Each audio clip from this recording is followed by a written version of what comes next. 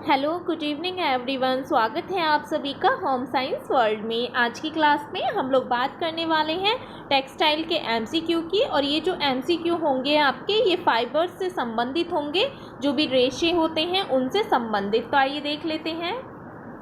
First question है, kapok है। Kapok क्या है? तने से प्राप्त होने वाला रेशा है, या बीज से प्राप्त होने वाला रेशा है, या पत्ते से प्राप्त होता है, या फिर इनमें से कोई नहीं। तो देखिए, कपोक जो होता है ये बीज से प्राप्त होने वाला रेशा होता है। और यदि हम कपोक के बारे में जाने तो बीज से प्राप्त हो रहा है, यानी कि कैसा है? प्राकृतिक है। ठीक है, प्राकृतिक रेशा होता है ये, और वनस्पतिज है।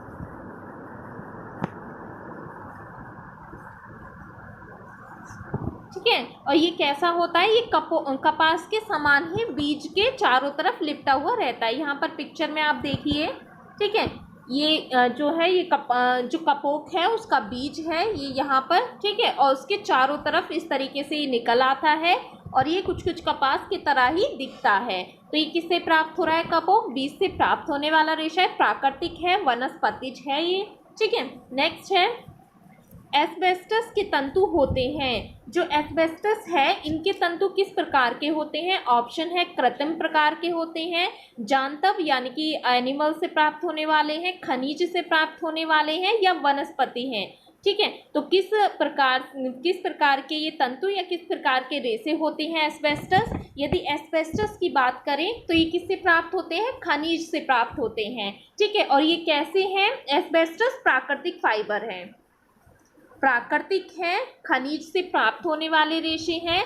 ठीक है, जो चट्टानों की किस्में रहती हैं जैसे मैग्नीशियम, कैल्शियम, सिलिकेट, उनके ये बने तंतु होते हैं, प्राकृतिक फाइबर है, खनिज से प्राप्त है। और ये तंतु कैसे होते हैं? अज्वलनशील तंतु होते हैं। इनका प्रयोग फायर प्रूफ, जंग प्रूफ, एसिड प्रूफ, इस प्रकार के वस्त्र बनाने में इनका प्रयोग किया जाता है।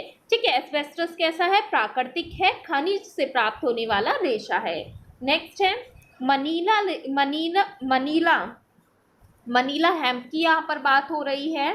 ठीक है, मनीला हेम्प रेशा जो होता है वो किस प्रकार का रेशा है? ऑप्शन है, सेलुलोजिक रेशा है, प्रोटीन रेशा है, मिनरल रेशा है, या फिर इनमें से कोई नहीं। तो किस प्रकार का रेशा होता है? तो देखिए, ये जो मनीला रेशा होता है ये किस प्रकार का रेशा हुआ? सेलुलोजिक रेशा हुआ। क्यों हुआ? एक तो ये प्राकृतिक है। ठीक है, प्राकृतिक है, और किससे प्राप्त होता है? ये अभाका की पत्तियों से प्राप्त होता है। ठीक है, पत्तियों से प्राप्त होने वाला है, सेलुलोजिक हो गया। ठीक है, सेलुलोजिक रेशा हो गया, पत्तियों से प्राप्त होता है, प्राकृतिक है, वनस्पतिज रेशा है ये। और इस प्रकार का जो फाइबर होता है इसका प्रयोग किस में किया जाता है? रस्सियों के लिए इसका प्रयोग किया जाता है, मछली पकड़ने वाले जाल में इसका प्रयोग किया जाता है। हेम्प का प्रयोग कागज उद्योगों में सबसे अधिक किया जाता है, क्राफ्ट इससे बनाए जाते हैं मनीला हेम्प से। तो ये किस प्रकार का रेशा है? सेलुलोजिक है, प्राकृतिक है, और पत्तियों से प्राप्त होने वाला रेशा होता है।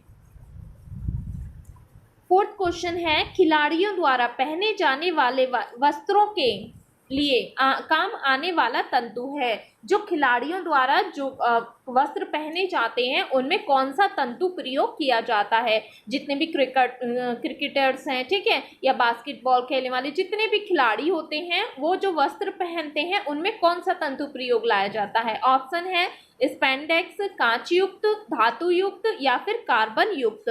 तो किस प्रकार का प्रयोग लाया जाता है? तो स्पेंडेक्स तंतु होते हैं वो प्रयोग में लाए जाते हैं। ये किस प्रकार का रेशा होता है? तो ये सिंथेटिक है, यानी कृत्रिम है ये। ठीक है, सिंथेटिक रेशा है, नॉन सेल्यूलोजिक ये है। और स्पेंडेक्स जो होता है ये प्रत्यास्था के कारण जाना जाता है, यानी इसमें जो लचीलापन है वो बहुत होता है, ये नायलॉन के समान होता है। ठीक है, और ये जो रेशा है ये 1959 में ये विकसित किया गया था, 1959 में। और किसके द्वारा ये विकसित किया गया था?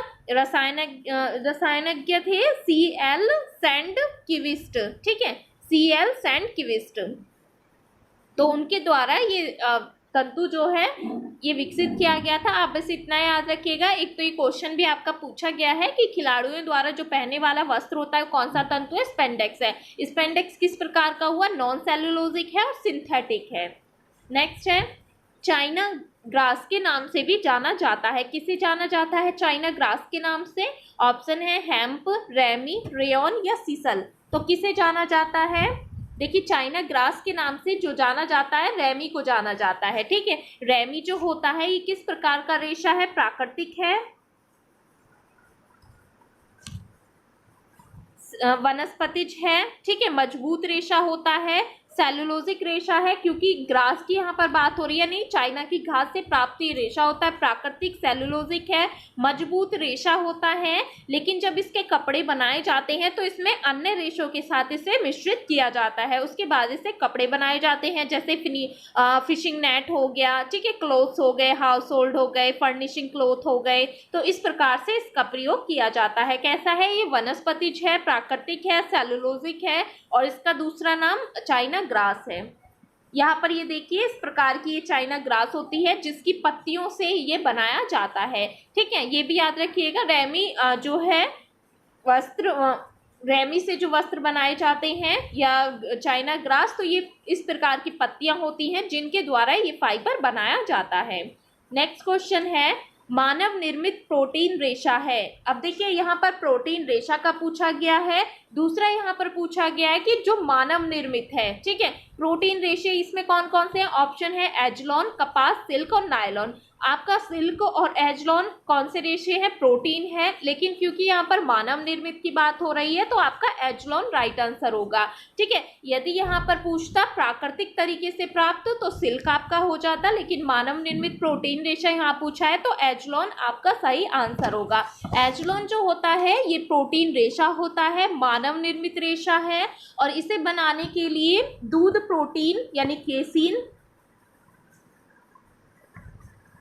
केसीन प्रोटीन का इसमें यूज होता है। ठीक है, केसीन प्रोटीन इसमें होती है और क्या होता है इसमें? सोया हो गया, ठीक है, कॉर्न हो गए यानी मकई के दाने, इनके द्वारा ये बनाया जाता है एजलॉन फाइबर, इसीलिए इसे प्रोटीन फाइबर भी कहा जाता है। ठीक है, कॉर्न हो गई, सोया हो गया, पीनट हो गए, मिल्क, कॉर्न, इनसे बना हुआ ये रेशा होता है एजलॉन फाइबर। नेक्स्ट है गॉसमिट रेशम है। गॉसमिट रेशम किस रेशम को कहते हैं? ऑप्शन है स्पाइडर रेशम, अहिंसा रेशम, मूंगा रेशम या फिर तसर रेशम। तो कौन सा होता है गॉसमिट रेशम? देखिए गॉसमिट रेशम की यदि हम बात करें तो ये इसे स्पाइडर रेशम यानी मकड़ी के जाल से जो प्राप्त होने वाला रेशम होता है उसे कहते हैं गॉसमिट रेशम। ठीक है, मकड़ी के जाल से, मकड़ी इतना जाल जो बनाती है उसी से प्राप्त होने वाला ये रेशम है। और ये किस प्रकार का होगा? ये प्रोटीन वाला रेशा ये होगा। ठीक है, प्रोटीन वाला रेशा होगा। अहिंसा रेशम की बात करें तो अहिंसा रेशम में क्या होता है? जैसे जब वो प्राप्त किया जाता है, रेशा प्राप्त किया जाता है रेशम से, तो उसमें जो कीड़े होते हैं उनको मार दिया जाता है, खौलते पानी में डाला जाता है। लेकिन अहिंसा रेशम में ऐसा नहीं किया जाता है। रेशम जो कीड़ा होता है उसको बिना मारे ही रेशम इसमें प्राप्त किया जाता है, इसीलिए इसे अहिंसा रेशम कहा गया। मूंगा रेशम ये कहाँ से प्राप्त होता है? ओक के वृक्ष की पत्तियों पर ये पलते हैं। ठीक है, मूंगा रेशम कहाँ से प्राप्त होता है? ओक के पेड़ से। ठीक है, तसर रेशम की बात करें तो ये ओक या बबूल के वृक्षों पर, ठीक है, ओक और बबूल के वृक्षों पर ये पलते हैं। और अहिंसा रेशम की हमने बात की जिसमें कीड़े को मारा नहीं जाता। स्पाइडर रेशम आपका हो गया गॉसमिट रेशम, जो कि किससे प्राप्त होता है? जो कि आपका मकड़ी के जाल से प्राप्त होता है। प्रोटीन रेशा ये होता है, नेचुरल रेशा है ये, प्राकृतिक है। ठीक है, प्राकृतिक है ये। नेक्स्ट है प्राकृतिक रेशा है। इनमें से कौन सा प्राकृतिक रेशा है? ऑप्शन है एस्बेस्टस है, नायलॉन है, ऑर्लॉन है या इनमें से कोई नहीं। तो कौन सा है इसमें प्राकृतिक रेशा? तो देखिए जो आपका एस्बेस्टस है ये आपका प्राकृतिक रेशा है। क्यों है? खनिज से प्राप्त होने वाला ये रेशा है, खनिज से प्राप्त है। ठीक है, जैसे चट्टाने हो गई, मैग्नीशियम, कैल्शियम सिलिकेट की चट्टाने हो गई, अज्वलनशील तंतु ये होता है, प्राकृतिक फाइबर है, ये खनिज से प्राप्त है। ठीक है, और आपके कैसे हैं? नायलॉन, ऑर्लॉन, ये आपके सिंथेटिक फाइबर हैं। नेक्स्ट है गोल्डन फाइबर के नाम से जाना जाता है। तो किसे जाना जाता है गोल्डन फाइबर के नाम से? ऑप्शन है जूट को, नायलॉन को, रेयॉन को या कोयोर को। तो किसे जाना जाता है? तो जूट जो है इसे गोल्डन फाइबर के नाम से जाना जाता है। गोल्डन फाइबर यानी जूट किस प्रकार का फाइबर है? तो ये वनस्पतिज है। देखिए क्वेश्चन सिंपल से भी पूछ लिए जाते हैं, जैसे कि अभी हम बात भी कर रहे हैं वनस्पतिज रेशा कौन सा है, या प्रोटीन रेशा कौन सा है, या तने से प्राप्त रेशा, बीज से प्राप्त रेशा, इसी टाइप के बहुत सिंपल सिंपल भी क्वेश्चन आपके आते हैं। ठीक है, तो जूट कैसा है? वनस्पतिज है, प्राकृतिक है, तने से प्राप्त है। ठीक है, तने से प्राप्त होता है, बास्ट फाइबर जिन्हें कहा जाता है। ठीक है, बास्ट फाइबर इन्हें कहा जाता है। तने से प्राप्त रेशे ये होते हैं। और ये जो जूट होता है, जब इसके बीज पकने लगते हैं तो क्या करते हैं? तने को काट दिया जाता है और कई दिनों तक तनों को काटकर पानी में पड़े रहने दिया जाता है। और जैसे ही तने की जो बाहरी छाल होती है वो गलकर अलग हो जाती है, फिर उसके बाद रेशा प्राप्त हो जाता है। ये जो रेशा होता है इसमें पीले रंग की बहुत ही चमक होती है, इसीलिए इसे गोल्डन फाइबर कहा जाता है। नेक्स्ट है लिनन रेशा है। लिनन किस प्रकार का रेशा है? फल से प्राप्त रेशा है, बीज से प्राप्त रेशा है, पत्ते से प्राप्त रेशा है या फिर तने से प्राप्त रेशा है? तो लिनन किस प्रकार का रेशा है? पत्ते से प्राप्त रेशा है। ठीक है, सॉरी, तने से प्राप्त रेशा होता है लिनन। ठीक है, तने से प्राप्त होता है। और इसमें आपको क्या याद रखना है? फ्लेक्स के पौधे से प्राप्त रेशा है। क्वेश्चन पूछा जाता है, फ्लेक्स के पौधे से प्राप्त रेशा है, प्राकृतिक है, सेलुलोजिक है। ठीक है, और तने से प्राप्त रेशा ये होता है। और आपके कौन कौन से हैं जो तने से प्राप्त होते हैं? एक आपका हेम्प था, जूट है। ठीक है, हेम्प हो गया, जूट हो गया, लिनिन हो गया, जो कि किससे प्राप्त होते हैं? तने से प्राप्त होते हैं। इन्हें बास्ट फाइबर भी कहा जाता है। नेक्स्ट है विक्यूना रेशा है। विक्यूना रेशा किस प्रकार का रेशा है? ऑप्शन है प्रोटीन रेशा है, मिनरल रेशा है, वनस्पतिक रेशा है या इनमें से कोई नहीं। तो विक्यूना किस प्रकार का रेशा है? देखिए विक्यूना जो होता है ऊन वाला रेशा होता है। ठीक है, तो उस ऊन में कौन सी प्रोटीन होती है? ऊन में आपकी केराटिन प्रोटीन होती है। ठीक है, केराटिन प्रोटीन होती है उनमें, इसीलिए इसे प्रोटीन रेशा कहा गया है। विक्यूना जो होता है ये एक पशु होता है जो कि ऊंट की ही जाति होती है, उसकी खाल से प्राप्त रेशा ये होता है। बहुत ही कॉस्टली ये रेशा माना जाता है। और किस प्रकार का? स्टेपल प्रकार का है। स्टेपल और फिलामेंट तो आप शायद जानते ही हैं। स्टेपल यानी छोटे रेशे, फिलामेंट यानी कि लंबे रेशे। फिलामेंट में आपका रेशम होता है। यदि हम बात करें प्राकृतिक रेशों में तो फिलामेंट आपका केवल रेशम ही होता है, जहां से हमें लंबा रेशा प्राप्त होता है। बाकी जितने भी प्राकृतिक हैं वो सभी स्टेपल होते हैं। कृत्रिम रेशे सभी फिलामेंट हैं, जैसे भी आप बनाना चाहें उस प्रकार के। तो प्रोटीन रेशा ये है विक्यूना, यानी कि जानवर से प्राप्त रेशा है। ये है विक्यूना। ठीक है, ये विक्यूना है, जानवर से प्राप्त रेशा है, प्रोटीन रेशा है क्योंकि केराटिन प्रोटीन इसमें पाया जाता है। नेक्स्ट है प्राकृतिक फाइबर है। प्राकृतिक फाइबर कौन सा है? ऑप्शन है पौधे से प्राप्त, जंतुओं से प्राप्त, खनिज से प्राप्त या फिर उपरोक्त सभी। तो देखिए सभी क्या है इसमें प्राकृतिक फाइबर होते हैं, पौधे से प्राप्त, जंतुओं से प्राप्त और खनिज से प्राप्त। ऑप्शन डी इसमें सही होगा। नेक्स्ट है प्रोटीन फाइबर है। कौन सा है प्रोटीन फाइबर? ऑप्शन है रेशम है, एजलोन है, ऊन है या उपरोक्त सभी है। कौन सा है प्रोटीन फाइबर? तो देखिए प्रोटीन फाइबर आपका रेशम भी प्रोटीन फाइबर है। इसमें कौन सी प्रोटीन होती है? तो इसमें फाइब्रिन होती है। ठीक है, फाइब्रिन प्रोटीन इसमें होती है। एजलोन आपका हमने बात की थी केसीन प्रोटीन से बना होता है, यानी मिल्क और सोया और पीनट्स इनसे ये बना होता है। केसीन फाइबर भी इसे कहा जाता है। नाम आप ध्यान रखिएगा, केसीन फाइबर भी इसे कहा जाता है। ठीक है, स्पेलिंग सही कर लीजिएगा। Casein fibre. ऊन में कौन सी प्रोटीन होती है? Keratin protein. ठीक है, ऊन में केराटिन प्रोटीन होती है। फाइब्रिन, केसीन, केराटिन, तो ये सभी क्या है? प्रोटीन फाइबर होते हैं। ऑप्शन डी इसका सही होगा। नेक्स्ट है पिन्ना रेशा है। पिन्ना किससे प्राप्त रेशा है? अनानास से प्राप्त है, नारियल से प्राप्त है, खनिज से प्राप्त है, उपरोक्त में से कोई नहीं। तो देखिए पिन्ना रेशा का जो संबंध है अनानास से है। अनानास जो होता है उसके पत्ते से प्राप्त ये रेशा होता है। ठीक है, अनानास का जो आपने फ्रूट पाइनएप्पल देखा है ना, पाइनएप्पल फ्रूट जो होता है जिससे वो प्राप्त होता है पौधे से, उसी के पत्तियों से प्राप्त होने वाला पिन्ना जो है अनानास से प्राप्त होने वाला। और पूछा जाता है किस प्रकार का है पिन्ना, प्राकृतिक है, पत्ती से प्राप्त है, ठीक है, पत्ते से प्राप्त रेशा है, प्राकृतिक है, और इसे फिलीपींस फाइबर भी कहा जाता है, ठीक है। फिलीपींस फाइबर इसे कहा जाता है, क्यों कहा जाता है, क्योंकि परंपरागत रूप से अनानास सिल्क को फिलीपींस कपड़ों की रानी भी माना जाता है। कभी आपसे पूछ ले फिलीपींस कपड़ों की रानी कौन सा रेशा है, तो कौन सा है, पिन्ना है। पिन्ना यानी कि अनानास के पत्ते से प्राप्त होने वाला रेशा है, प्राकृतिक रेशा है।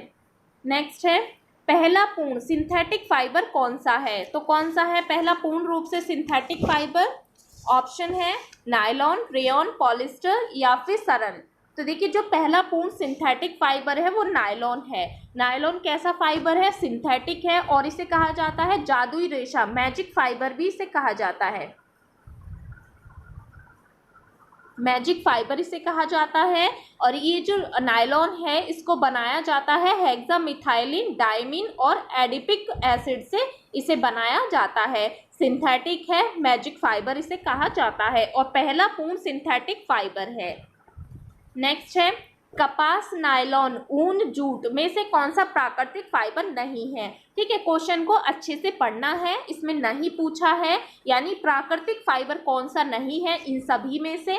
ऑप्शन है नायलॉन, ऊन, जूट, कपास। तो नायलॉन आपका कैसा है, सिंथेटिक फाइबर है, ठीक है। ऊन, जूट, कपास ये आपके कैसे हैं, ये आपके प्राकृतिक रेशे हैं। नेक्स्ट है, कौन सा प्रोटीन फाइबर नहीं है। अब यहाँ पर पूछा है कौन सा नहीं है प्रोटीन फाइबर। ऑप्शन है ऊन, मोहायर, विक्यूना या लिनिन। तो देखिए जो लिनिन है ये आपका प्रोटीन फाइबर नहीं है। लिनिन आपको कहाँ से प्राप्त हो रहा है, प्राकृतिक रेशा है, प्राकृतिक है, फ्लैक्स के पौधे से प्राप्त है, ठीक है, तने से प्राप्त होने वाला रेशा है। और यदि ऊन की बात करें, ऊन तो आपको पता ही है एनिमल से प्राप्त होगा। मोहायर ये भी आपका ऊन का ही एक प्रकार है, ठीक है, ये भी क्या है, ऊन का ही प्रकार है। और ये ऊन जो होती है, ये वाली जो ऊन होती है अंगोरा बकरी से प्राप्त होती है, ठीक है, किससे होती है, अंगोरा बकरी से प्राप्त।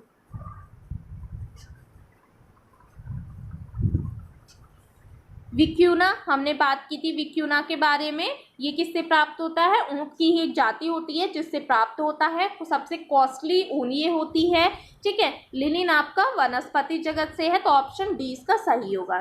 नेक्स्ट है, कौन स्वनिर्मित रेशम नहीं है, कौन सा नहीं है स्वनिर्मित रेशम।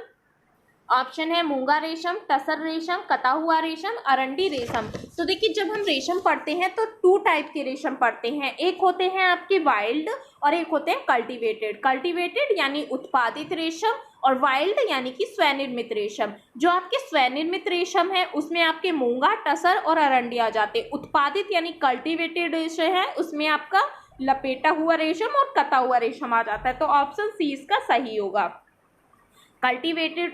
कल्टीवेटेड है ये, कल्टीवेटेड सिल्क हो गया यानी उत्पादित रेशम आपका हो गया, जिसमें आपके कटा हुआ रेशम और लपेटा हुआ रेशम आता है। मूंगा रेशम आपका कैसा है, ओक के वृक्ष की पत्तियों पर ये पत्तियां खाते हैं ये। टसर आपका ओक या बबूल के वृक्षों पर पलते हैं। अरंडी जो है ये अरंडी के वृक्ष होते हैं उन पर ये पलते हैं, ठीक है। और उत्पादित यानी कि कटा हुआ रेशम शहतूत पर रहने वाले कीड़ों से इस प्रकार का रेशम प्राप्त होता है। इस कोकोनों से प्राप्त तंतु स्वच्छ और श्वेत होते हैं क्योंकि इनको आपने उत्पादित किया है। रेशम कैसा होगा, अच्छा मिलेगा, तंतु चिकना व चमकदार होगा, ठीक है। नेक्स्ट है, निम्न में से कौन सा रासायनिक या संश्लेषित तंतु है, कौन सा है जो रासायनिक भी है और संश्लेषित भी है।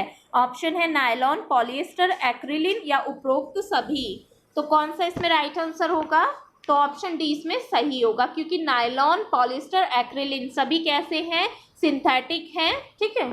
नेक्स्ट है, ओक या बबूल के वृक्ष पर पलने वाले कीड़ों से प्राप्त होता है। ऑप्शन है टसर रेशम, अरंडी रेशम, मूंगा रेशम, उत्पादित रेशम। तो हमने बात की थी अभी, दो तरीके के हम रेशम पढ़े थे, स्वनिर्मित और उत्पादित रेशम। ठीक है, स्वनिर्मित में आपके मूंगा, टसर, अरंडी ये आ जाते हैं। ठीक है, अब पूछा है ओक या बबूल के वृक्ष पर जो पलते हैं, ओक या बबूल के वृक्ष पर जो पलते हैं ये कौन से होते हैं, तो ये टसर रेशम होता है। ठीक है, टसर रेशम जो होता है ओक और बबूल के वृक्ष पर पलते हैं। ठीक है, वहीं आपका अरंडी जो है ये अरंडी के वृक्ष पर पलता है। ठीक है, मूंगा जो है ये ओक के वृक्ष की पत्तियां ये खाता है। तो इसमें राइट आंसर आपका टसर हो जाएगा। टसर जो है भारत और चीन में अधिकांश रूप से ये पाए जाते हैं। तो ये 20 MCQ थे। कहीं भी आपको कोई भी डाउट लगता है तो आप कमेंट सेक्शन में लिख दीजिएगा। प्लीज़ आप बताया करें, कमेंट किया करें, आपको कहीं भी कोई भी डाउट लगता है या आपको क्लास अच्छी लगी या नहीं भी लगी तो आप प्लीज़ कमेंट कर दिया करें। Thank you.